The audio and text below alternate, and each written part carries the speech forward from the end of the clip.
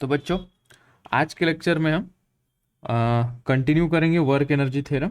Pendulum का problem हम कर रहे थे, आज भी और एक पेंडुलम का प्रॉब्लम हम यहाँ पे करेंगे। ठीक है, क्वेश्चन ऐसा है, find the speed of pendulum bob when bob is at position b position पे बॉब जब आएगा तो उसकी वेलोसिटी कितनी होगी। डायग्राम गिवन है क्वेश्चन में। ये पेंडुलम, ठीक है, यहाँ पे इसकी वेलोसिटी u थी, थोड़ी देर बाद ये किसी h हाइट पे आया, यहाँ पे इसकी वेलोसिटी कितनी हुई ये पूछा है। ये डेटा गिवन है, पेंडुलम और ये बॉब जो टोटल लेंथ l है। ठीक है, बस इतनी सी इंफॉर्मेशन गिवन है और हमें पूछा है कि फाइंड आउट करो कि ये वेलोसिटी यहाँ पे कितनी होगी। एक बार इसे ट्राई करना बच्चों, वर्क एनर्जी थ्योरम लगा के देखो क्या क्या मुसीबतें झेलनी पड़ रही है वो चेक करो। सॉल्व करेंगे यूजिंग वर्क एनर्जी थ्योरम। हमें वर्क एनर्जी थ्योरम पता है, kinetic energy plus minus work done is equals to क्या होता है, इसके इज इक्वल्स टू क्या लिखते हैं, फाइनल काइनेटिक एनर्जी। ठीक है, तो यहाँ पे देखते हैं कि इनिशियल फाइनल पोजीशन क्या होगी। ऑब्वियसली यार ये इनिशियल होगी ना, और फाइनल जहाँ पे पूछा है वो हमारी फाइनल पोजीशन होगी। तो इनिशियल पोजीशन पे काइनेटिक एनर्जी कितनी होगी, इसका मास m है, हाफ m u स्क्वायर। ठीक है, अच्छा ओके। और क्या हमें कोई वर्क डन दिखाई पड़ रहा है यहाँ पे? लास्ट क्वेश्चन में यहाँ पे F फोर्स लगा था, ठीक है, तो हमने वो फोर्स इनटू डिस्प्लेसमेंट मतलब work done by that force लिखा था। यहाँ पे ऐसा कोई फोर्स दिख रहा है क्या? नहीं, इसकी इनिशियल वेलोसिटी है उतनी ही काफ़ी है, लेकिन ग्रेविटी उसको खींचेगी ना, ग्रेविटी उसको अपोज करेगी, तो work done by gravity negative होगा, minus mgh is equals to final kinetic energy. Zero नहीं लिखोगे इस क्वेश्चन में, वो v है, वो v का आंसर हमें पूछा है। ठीक है, यहाँ से m कट हो रहा है, m डिश क्या बचा, half u square minus g into H को क्या लिखेंगे हम, हमें पता है लास्ट टाइम अपन ने h को लिखा था l into one minus cos theta, तो g इंटू एल, g माने genius, l into one minus cos theta is equals to half v square. हमें वेलोसिटी चाहिए, बस निकाल दे यहाँ से, वैल्यूज बढ़िया मिल जाएंगी हमें। तो यहाँ देखते हैं, हम इसको मल्टीप्लाई कर देते हैं left hand side. I am solving this left hand side, so this is u square minus 2gl one minus cos theta whole divided by 2 is equals to half v square. 2 और 2 चला गया, तो दोस्तों देखते हैं तो हमें क्या आंसर मिला है, u square minus 2gl one minus cos theta, बारिश हो रही है छाता लगा दिया अंडर रूट के अंदर। ठीक है, इस प्रकार से हम वर्क एनर्जी थ्योरम लगाते हुए सिंपल क्वेश्चन को सॉल्व करते हैं। ठीक है, पेंडुलम के क्वेश्चन कई बार आ चुके हैं एग्जामिनेशन में, तो make sure you are able to solve this question. Practice करोगे समझ में आएगा, सिर्फ देखोगे कुछ समझ नहीं आएगा। हाथ में पेन रखना, नेक्स्ट सवाल हम करेंगे। उसके पहले इसको मैं लास्ट क्वेश्चन से कंपेयर करके बताऊँ। लास्ट वाला भी तो पेंडुलम का सवाल था, यहाँ पे क्या अलग था, यहाँ पे बेटा यहाँ पे ये F फोर्स गिवन था, और यहाँ पे इसकी वेलोसिटी चेंज नहीं हो रही थी, इसलिए ये वाली टर्म और ये वाली टर्म उड़ गई। यहाँ पे हमें दो वर्क डन लिखने पड़े, क्यों? क्योंकि यहाँ पे एक्सटर्नल फोर्स F गिवन था, उसका वर्क डन, और ग्रेविटी उसका वर्क डन। ये क्वेश्चन में क्या था, ये क्वेश्चन में कोई एक एक्सटर्नल फोर्स यहाँ पे लग रहा है ऐसा नहीं दिया था, इनिशियल वेलोसिटी u गिवन थी बस। तो kinetic energy half u square, work done gravity लगाएगी सिर्फ, और वो निगेटिव, क्यों निगेटिव, ग्रेविटी नीचे लगती है, ये बॉब ऊपर जा रहा है, इसलिए हमने इसको इस प्रकार से लिखा। अगला सवाल देखो, ठीक है, बढ़िया सा सवाल है, work energy theorem spring problem के लिए कैसे लगाते हैं वो हम देखते हैं। ठीक है, एक सवाल लेते हैं, फिर आज एक नई कॉन्सेप्ट सिखाऊंगा मैं, पोटेंशियल एनर्जी और फोर्स के बीच में रिलेशन, तो डिफ्रेंशिएशन काफ़ी हद तक यूज़ होगा उसके अंदर। तो पहले इस क्वेश्चन को कवर कर लेते दोस्तों। सो ये आपके स्क्रीन के ऊपर 10,000 रुपये के लिए ये सवाल, a block of mass m is inclined from rest, released, not inclined. A block of mass m is released from rest, comma, from rest, a height h above the light pan attached to a vertical spring of force constant k mounted on floor as shown. Find the maximum compression in the spring by the block. Diagram draw करेंगे तब समझ पाओगे इस question को. इसको अपन पहले convert कर लेते हैं टेक्स्ट में.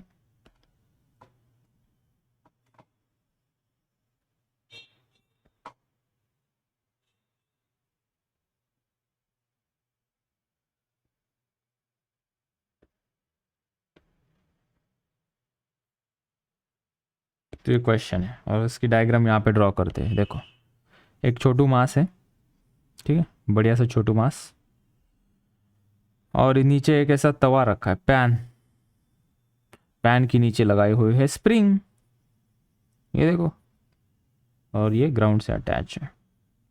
ठीक है, ये h हाइट ऊपर है, ये जो ब्लॉक है वो h हाइट ऊपर है, इसका मास m गिवन है, इसकी स्प्रिंग कांस्टेंट के है. ये कंप्लीट हो गया क्वेश्चन.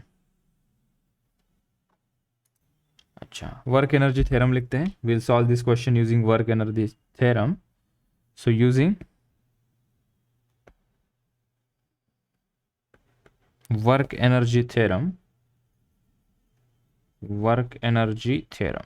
क्या होता है वर्क एनर्जी थ्योरम? 10,000 बार हम लिख चुके अभी वर्क एनर्जी थ्योरम.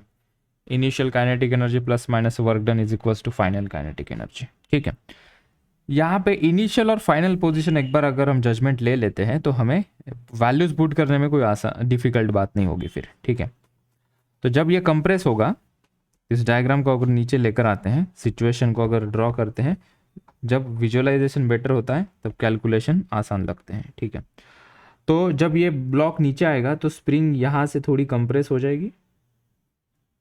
ठीक है, इतनी, इसके ऊपर ये पैन यहाँ पे दिखा देते हैं और ये पैन ऐसे गिरता है. ठीक है, मतलब ये जो स्प्रिंग है ये x डिस्टेंस नीचे आ गई. इसको थोड़ा नीचे लिखाते हैं, थोड़ा यहाँ दिखा देते हैं. ठीक है, तो ये स्प्रिंग कंप्रेस हो जाएगी बाय x डिस्टेंस. ये x कंप्रेशन कितना होगा वो हमें पूछा है. Find the compression, maximum compression in the spring by the block. ठीक, चलो, तो इनिशियल काइनेटिक एनर्जी कौन बताएगा मुझे? इनिशियल काइनेटिक एनर्जी कितनी होगी? यहाँ पे अगर इसको रिलीज किया है रेस्ट से तो वो 0 होगी, प्लस माइनस वर्क डन. अभी वर्क डन कौन करेगा? ग्रेविटी करेगी. इस ब्लॉक को ग्रेविटी ऊपर लेके जाएगी या नीचे फेंकेगी? ऑब्वियसली बात है, ग्रेविटी क्या करती है? धरती माँ नीचे खींचती है. ब्लॉक कहाँ आ रहा है? ब्लॉक भी नीचे आ रहा है, धरती माँ भी उसे नीचे खींच रही है, तो फोर्स और डिस्प्लेसमेंट दोनों एक ही दिशा में. तो work done by gravity is positive, इसलिए प्लस mgh लिखा. ठीक है, और ये कितना हाइट नीचे जा रहा है? कितना हाइट नीचे जाएगा? h डिस्टेंस आएगा ही आएगा, लेकिन यहाँ पे गिरने के बाद वो x डिस्टेंस कंप्रेस भी हो रहा है, तो हम यहाँ पे लिखेंगे h प्लस x, है ना. ये पैन के ऊपर गिरेगा और पैन कंप्रेस हो जाएगा x डिस्टेंस, और तो ये h प्लस x टोटल नीचे आ जाएगा. ओके, और एक फोर्स लगेगा. स्प्रिंग क्या करेगा? स्प्रिंग के ऊपर ये जब ब्लॉक गिरेगा, स्प्रिंग रेजिस्ट करेगा, ऊपर की दिशा में फोर्स लगाने की कोशिश करेगा, तो वो हम लिखेंगे half kx². Work done bye spring half kx², जो उसके अंदर पोटेंशियल एनर्जी स्टोर हो जाती है हाफ kx², वही उसका वर्क डन होता है.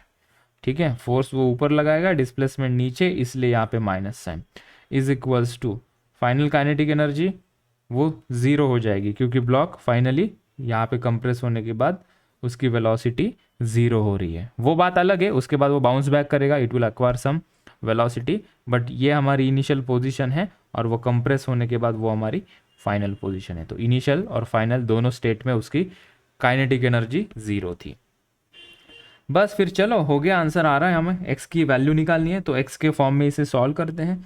सो इसको सिंप्लीफाई करोगे, mgh प्लस mgx माइनस को इधर से भेज देंगे तो प्लस हो जाएगा हाफ के एक्स स्क्वायर। ठीक है, 2 उधर भेज दो, 2mgh plus 2mgx is equals to k x square. बाप रे, अब ये तो क्वाड्रेटिक बन गया दोस्तों, हमें क्वाड्रेटिक सॉल्व करना पड़ेगा। So let's solve this quadratic.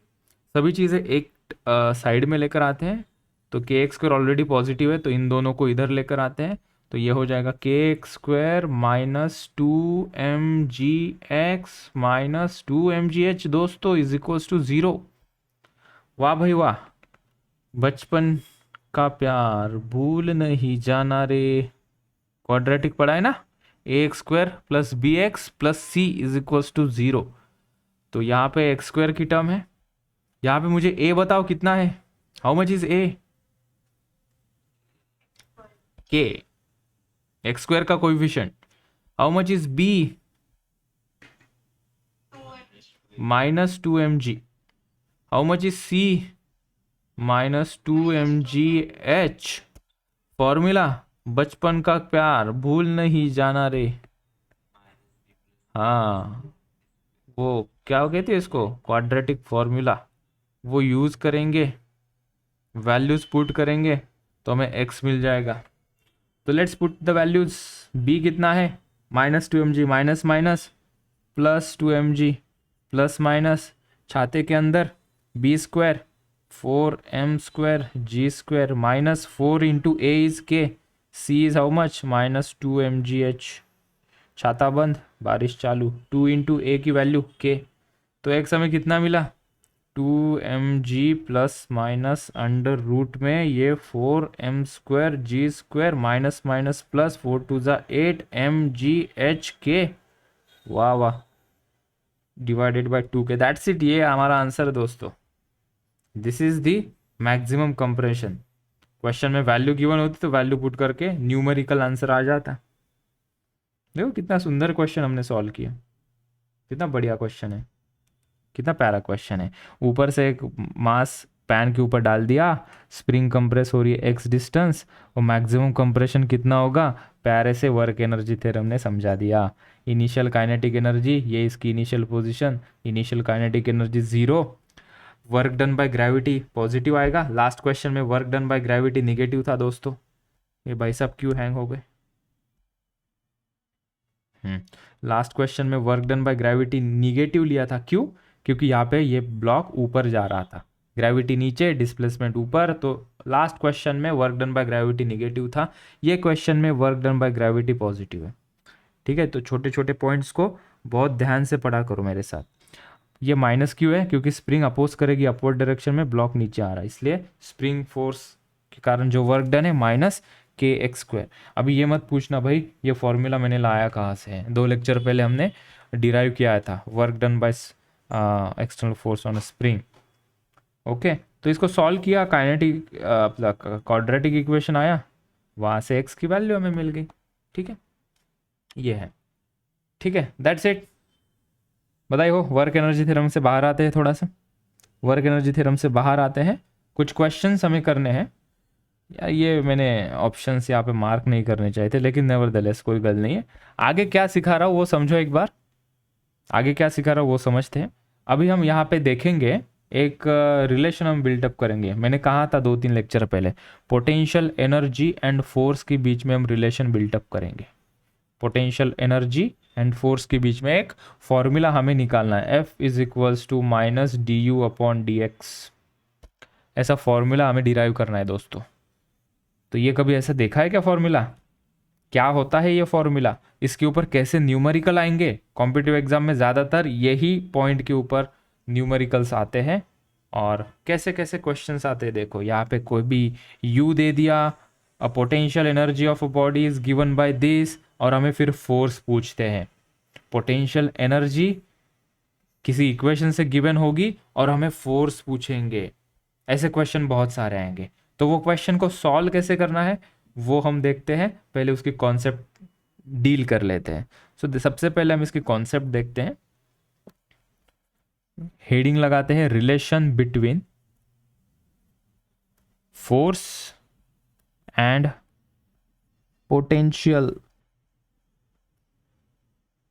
Energy.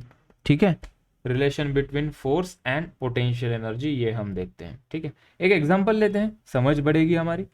Example से बेटर एक्सप्लेनेशन कभी नहीं हो सकता। So let's take one example. ठीक है, सबका प्यारा नन्ना मुन्ना एग्जांपल। क्या है नन्ना मुन्ना एग्जांपल? ये बॉल है। ठीक है, इस बॉल को हम फेंकेंगे यहाँ से, इसके ए पोजीशन से या पोजीशन नंबर 1 से। जब बॉल यहाँ पे आ रहा है, मान लो कहीं यहाँ पे आ रहा है, ठीक है, इधर आ गया। ठीक है, इसको रेस्ट से तुम लोगों ने रिलीज कर दिया। ठीक है, मुझे एक चीज़ बताना, पोटेंशियल एनर्जी कहाँ पे ज़्यादा होगी? यहाँ पे मैं लिखता हूँ पोटेंशियल एनर्जी एट 1 और 2 पे उसकी पोटेंशियल एनर्जी 2। यहाँ पे कौन से पोजीशन में इसकी पोटेंशियल एनर्जी ज़्यादा है दोस्तों, 1 या 2? सभी लोग रिप्लाई करो। गूंगे बहरे तो नहीं है ना मेरे क्लास में? इल्ला सुनाई दे रहा है बच्चों? पोटेंशियल एनर्जी 1 या potential energy 2, which is bigger? 1 पे पोटेंशियल एनर्जी ज्यादा होगी ना। तुम्हारा दिमाग पोर्टेबल तो नहीं है ना बच्चों? दिमाग की खोपड़ी से ऐसे बटन दबाए अंदर से दिमाग ऐसे बाहर रख के बैठे हो क्लास में, ऐसा तो नहीं ना? पोर्टेबल दिमाग नहीं ना यहाँ पे किसी का? या अंदर शिफ्ट डिलीट कर दिया? खाली खोपड़ी तो नहीं है सिर्फ? देखो पोटेंशियल एनर्जी कहाँ ज्यादा होगी, 1 या 2 पे?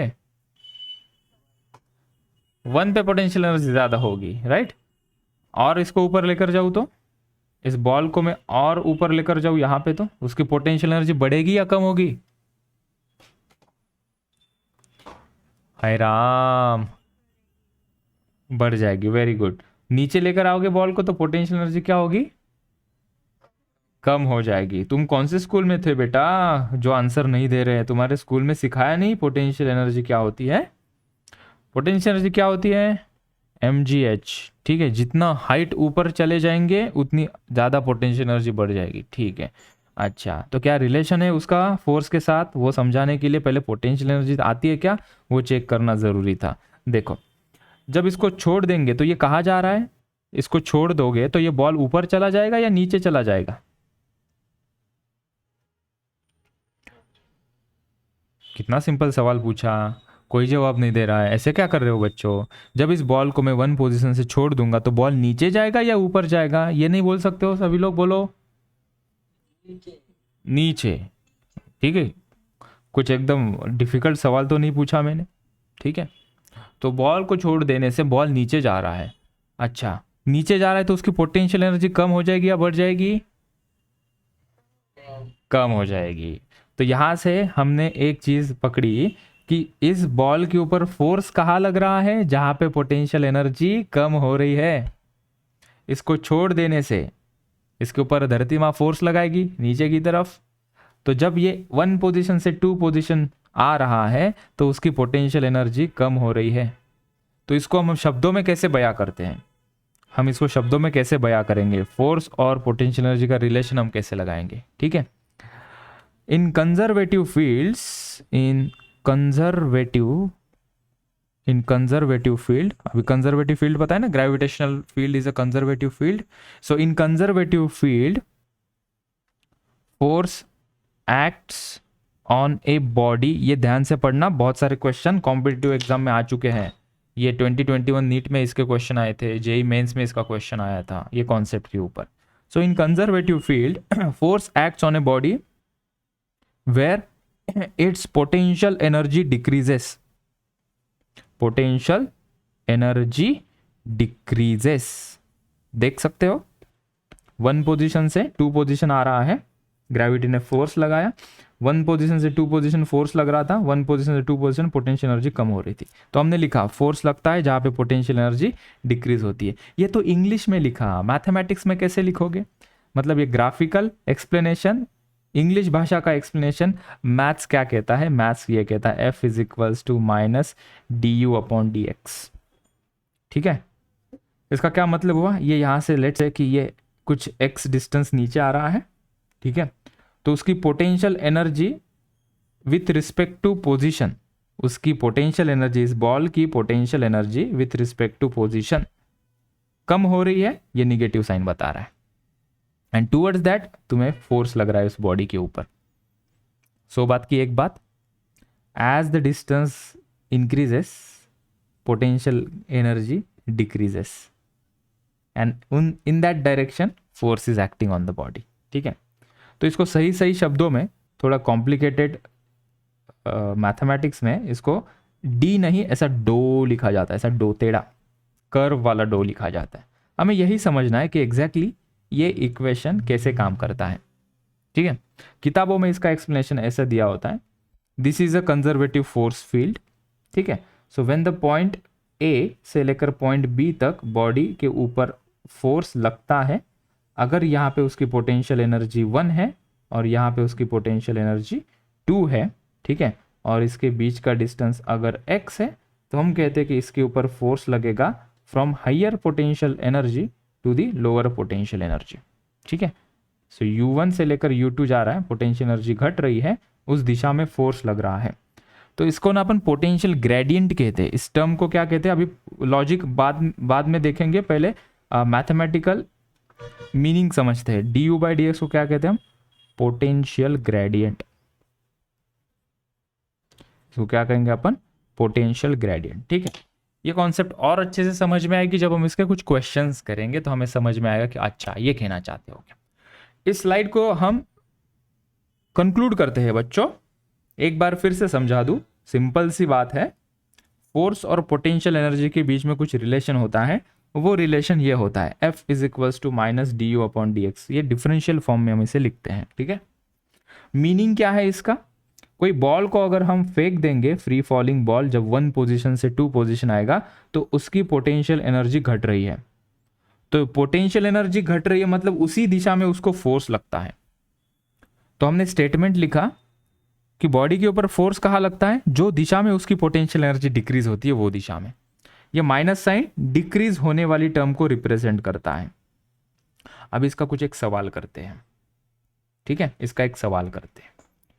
यहाँ पे क्वेश्चन क्या पूछा है, मैं टेम्पलेट अभी ब्लैक कलर में स्विच कर देता हूँ। ब्राइटनेस अगर ज़्यादा हो रहा है तो ब्राइटनेस कम कर दो, आंखों को दर्द नहीं होना चाहिए। Okay, so the potential energy of a body is given by, ये पोटेंशियल एनर्जी है बॉडी की, और हमें x की वैल्यू दी गई है, that is x is displacement. हमें पूछा है the magnitude of force acting on the particle is proportional to constant x² x या इनवर्सली प्रोपोर्शनल टू x। यहाँ पे गौर करते हैं, पोटेंशियल एनर्जी गिवन है u is equals to a minus bx²। x क्या है? x डिस्प्लेसमेंट है। ठीक है, u क्या है? u पोटेंशियल एनर्जी है। x क्या है? x डिस्प्लेसमेंट है। a और b क्या है? ये कॉन्स्टेंट्स हैं।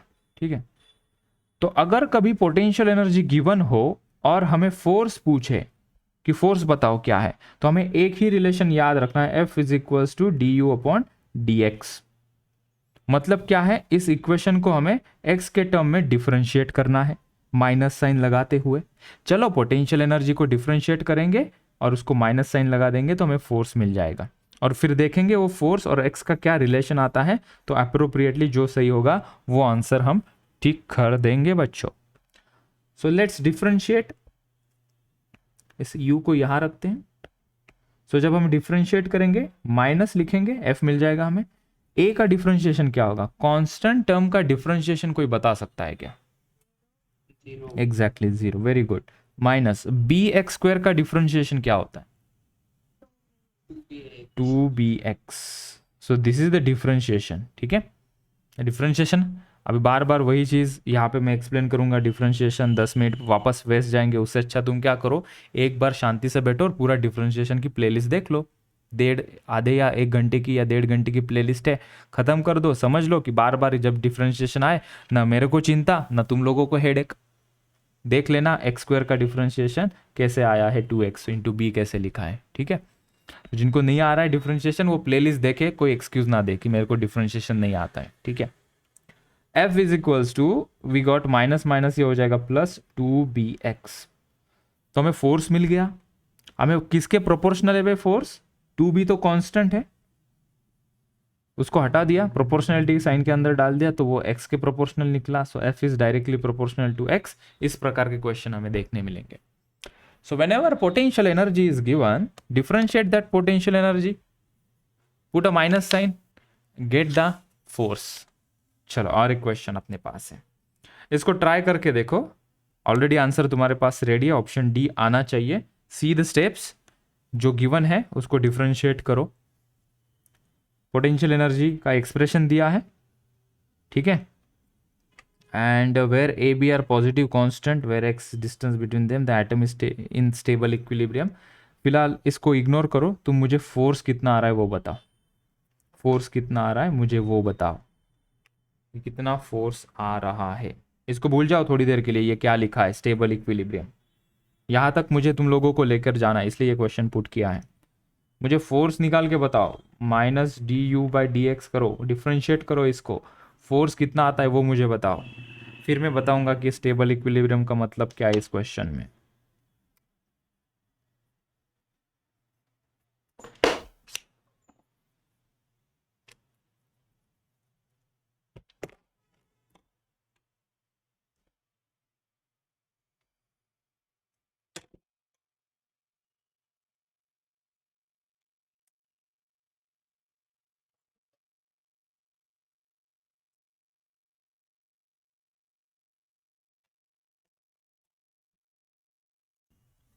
सो पोटेंशियल एनर्जी दोस्तों गिवन है u is equals to x, मतलब which is a function of x, x change होने से पोटेंशियल एनर्जी चेंज हो रही है, हमें वही तो चाहिए।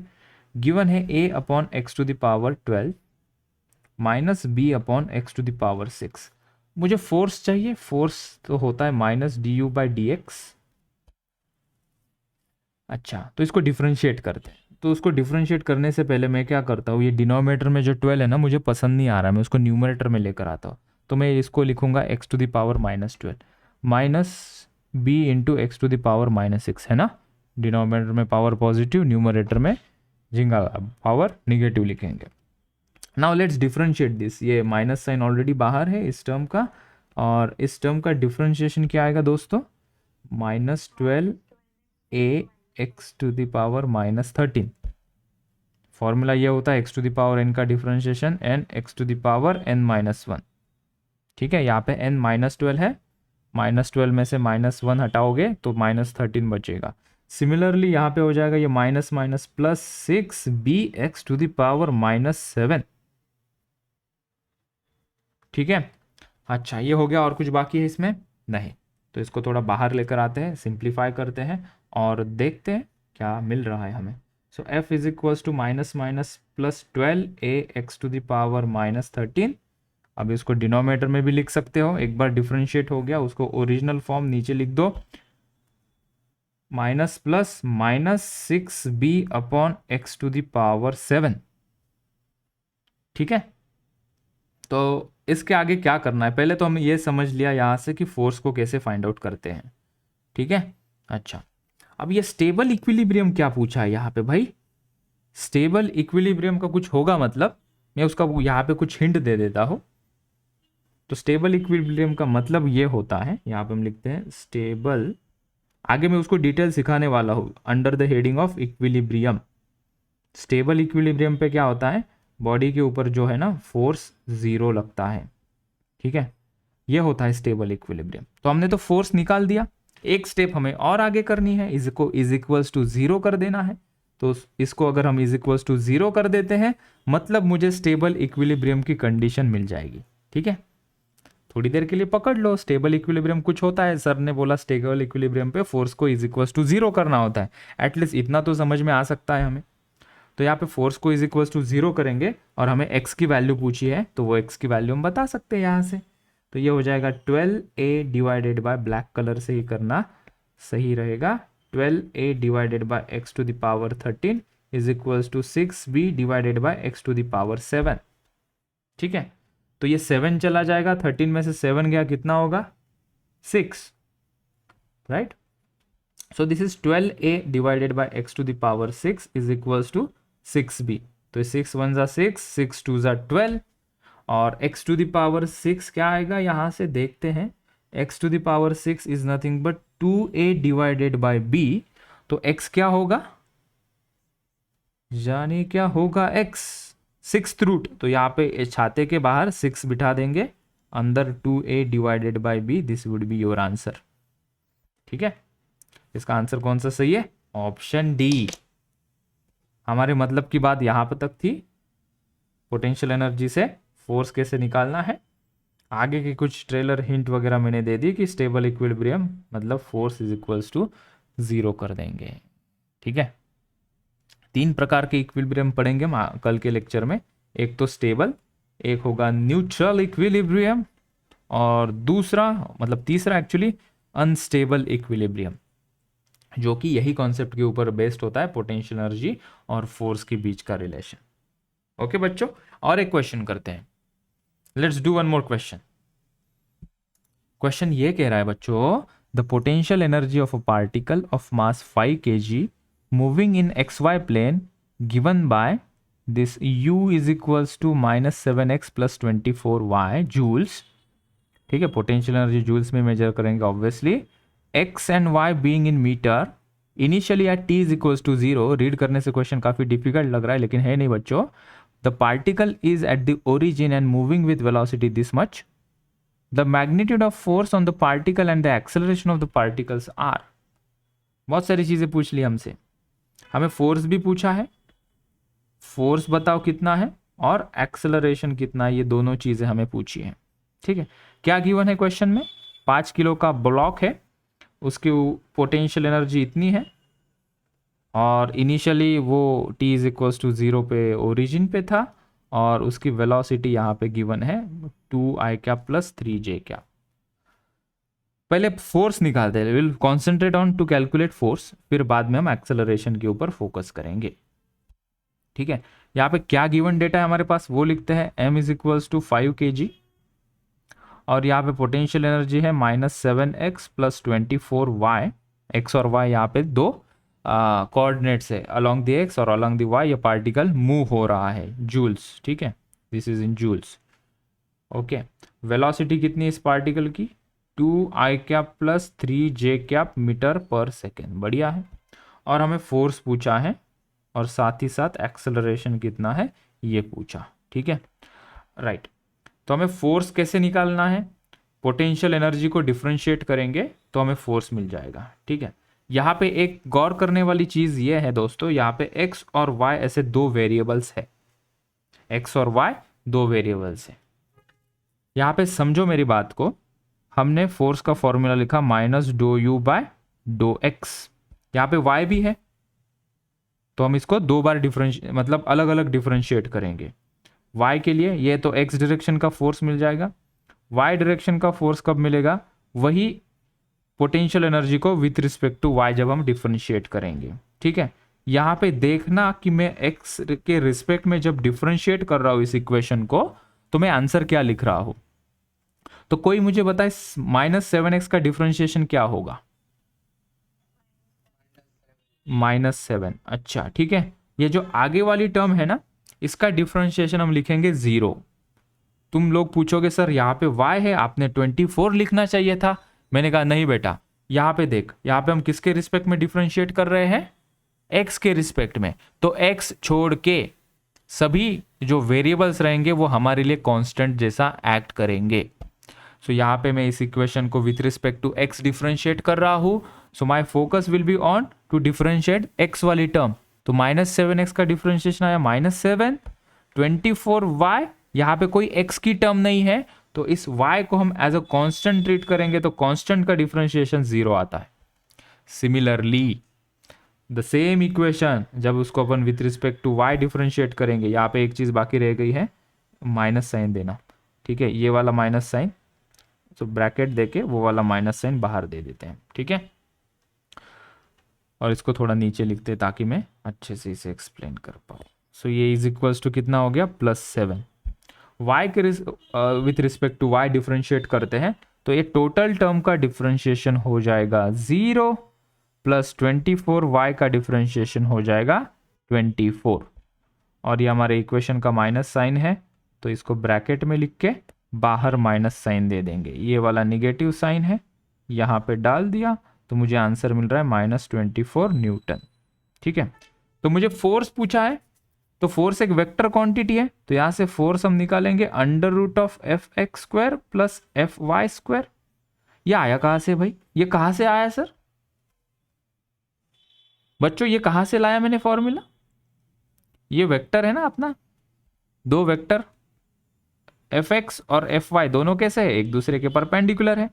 x डायरेक्शन में लगने वाला फोर्स और y डायरेक्शन में लगने वाले फोर्स के बीच में एंगल कितना है 90 degree.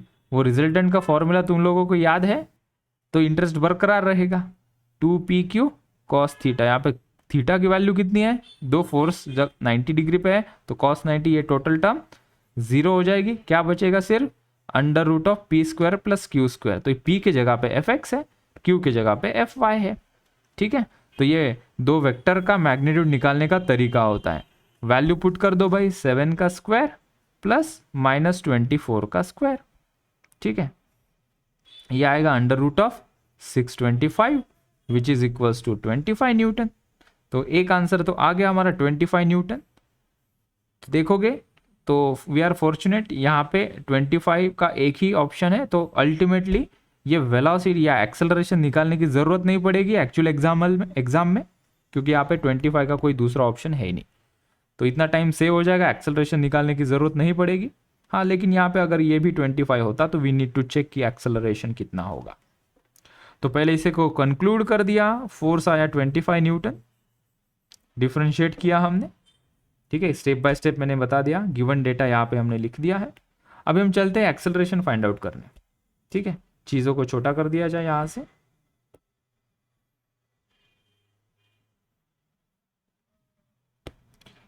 Let's find out the acceleration.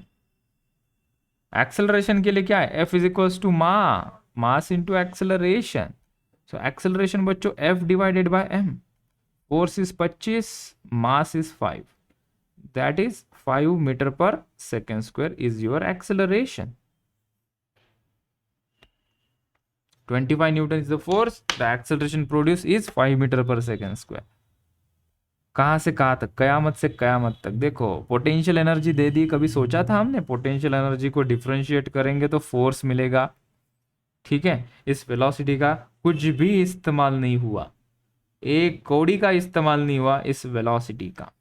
ठीक है, तो हो सकता है क्वेश्चन में कई बार एक्स्ट्रा अननेसेसरी चीजें भी गिवन हो सकती है। ठीक है, तो हम यही रुकते हैं। एग्जाम के लिए सबको बेस्ट ऑफ लक मेरी तरफ से।